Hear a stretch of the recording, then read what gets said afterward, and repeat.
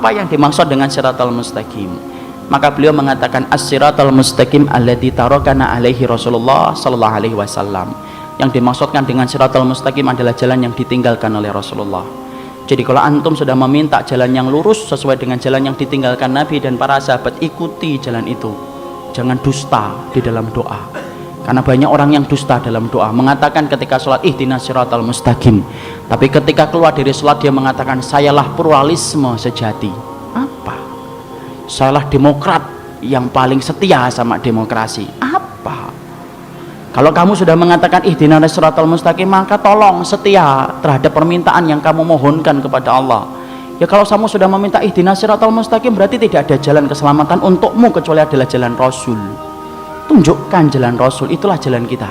Kenapa minta jalan yang lurus? Karena itulah jalan Rasul yang ditinggalkan kepada kita. Hati-hati, inilah jalan Nabi. Jalan Nabi tidak ditentukan dengan banyaknya orang. Jalan Nabi tidak ditentukan dengan akal. Jalan Nabi tidak ditentukan dengan mayoritas. Ingat ikhwan, Islam itu bukan agama demokrasi. Yang benar, yang banyak jadi benar, yang sedikit jadi salah. Tidak. Tetapi sesungguhnya jalan yang ditinggalkan Nabi kepada kita, yaitu jalan yang dibimbing dengan wahyu dan bersih dari segala macam hawa nafsu. Ini penting supaya kita faham. Jangan sampai kemudian kita meminta ihdinas siratal mustaqim, tapi walimah antum tidak sesuai dengan sunnah. Tetapi kemudian sholat antum tidak sesuai dengan sunnah. Tetapi muamalah antum ketika nyari pekerjaan tidak sesuai dengan sunnah. Apa? Berarti antum tidak faham ketika meminta kepada Allah ihdinas siratal mustaqim.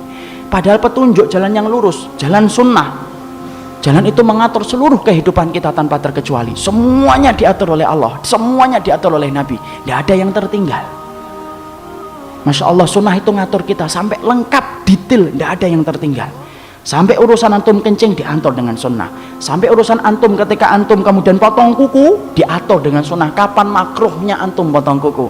Bagaimana cara antum memotong kuku, kanan dulu atau kiri dulu? Bagaimana kemudian ketika kita akan memotong kuku, telunjuk dulu atau kemudian ibu jari kita dulu? Semuanya diatur oleh sunnah. Itulah jalan keselamatan bagi kita. Jangan cari jalan yang lain. Tidak perlu kita mengakui jalan yang lain.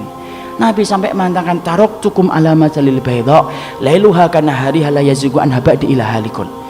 Tidaklah aku tinggalkan bagi kalian satu ajaran yang begitu terang. Kalau kalian masih mencari jalan yang lain selain jalan yang aku tinggalkan, maka kalian akan celaka, halik.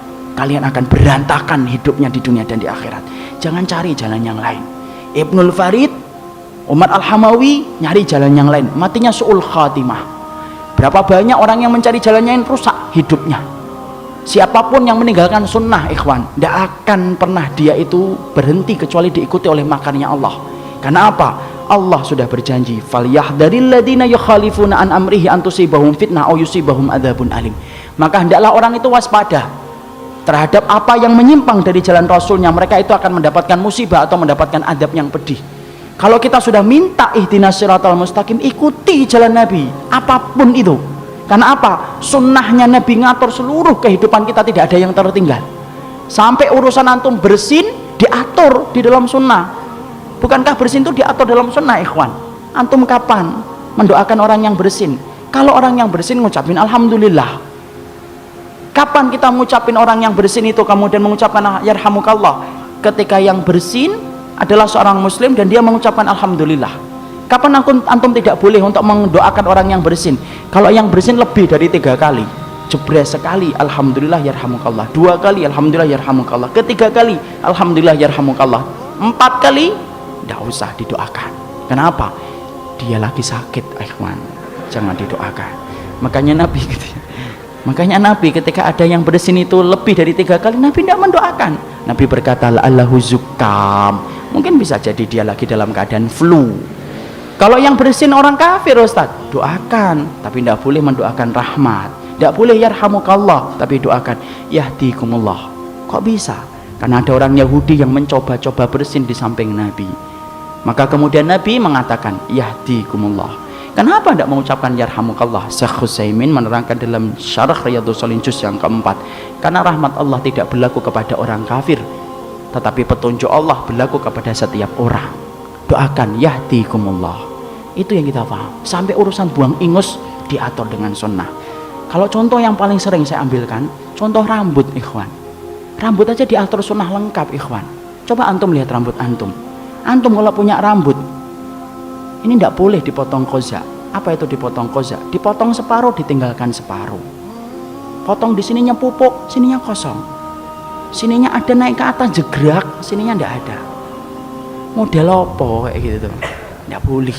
Itu namanya koza. Satu itu. Dua. Apa kemudian faedah hukumnya? Yang kedua, antum kalau punya rambut, maka kemudian antum beruban, tidak boleh dicabut. Makruh hukumnya, la tanfus syaib. Jangan dicabut uban. Fa inna syaiba nurun yaumal qiyamah. Sesungguhnya uban itu bercahaya pada waktu hari kiamat. Dua. Rambut itu. Tiga. Kalau punya rambut, antum memasuki bulan Dzulhijjah, pengin korban, ya jangan dipotong rambutnya. Idza dakhaltal asyra wa arada ahadukum ayudahi fala yamussa min sya'rihi syai'an. Kalau ada di antara kalian masuk pada 10 hari yang pertama di bulan Dzulhijjah, lalu kemudian antum pingin untuk berkorban, jangan dipegang itu rambutnya, jangan dipotong. 3. Keempat, punya anak, potong rambutnya, timbang, tukar dengan emas dan perak, sedekahkan di jalan Allah. 4. 5. Kalau punya rambut, kemudian antum beruban, maka disunahkan bagi antum untuk nyemir. Sebagaimana Nabi kepada Abi Quhafah, ketika rambutnya putih, jenggotnya putih, lalu kemudian Nabi mengatakan ghayyir hada, buat dirubah ini, wastani bisawat, tapi jauhi warna hitam. Jadi antum boleh untuk nyemir rambut, tapi yang wajar, yang normal, jangan merah ya. Walaupun secara hukumnya boleh, biru boleh, tapi antum ini simpatisan partai atau kuning apalagi.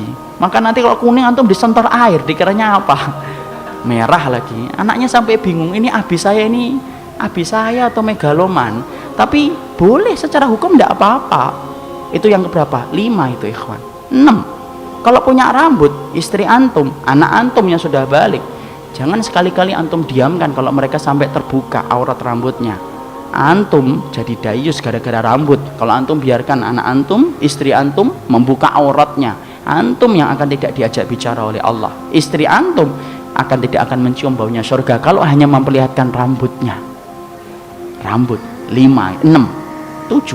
Kalau punya rambut, Masya Allah, kalau antum haji dan umrah, jangan dipotong sebelum tahallul. Walaupun antum hajinya harganya 60 juta, umrohnya 40 juta, tapi antum motong rambut sebelum tahallul, batal haji antum, batal umrah antum. Itu baru rambut. Antum bisa bayangkan, padahal rambut itu ada harganya? Tidak ada ikhwan.